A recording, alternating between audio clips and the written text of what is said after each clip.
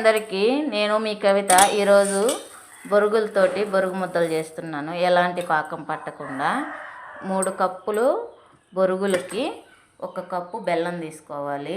పొయ్యి మీద బాండి పెట్టేసి 3 కప్పులు బొరుగులు వేసేసి లైట్గా ఫ్రై చేసుకోవాలి.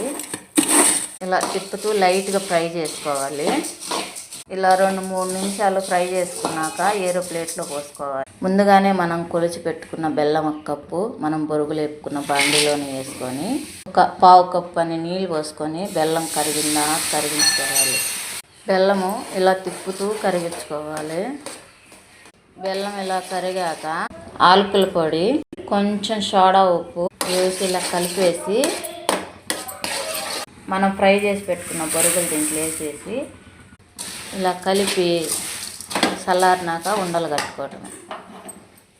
మొత్తం ఇలా కలిపి పెట్టుకున్నాక చల్లారినాక ఉండలు కట్టుకోవాలి. చల్లగైనాక ఇలా ఉండలు చేసుకోవాలి. అన్నీ ఇలాగే ఉండలు చేసుకోవాలి. అన్నీ చేసుకున్నాక గాలాడకుండా ఉండే బాక్స్లో పెట్టుకొని స్టోర్ చేసుకోవచ్చు. చూడండి, నాకైతే బాగా వచ్చినాయి బొరుగు ముద్దలు. మీరు ట్రై చేయండి. ఈ వీడియో నచ్చితే లైక్ చేయండి, షేర్ చేయండి, సబ్స్క్రైబ్ చేయండి.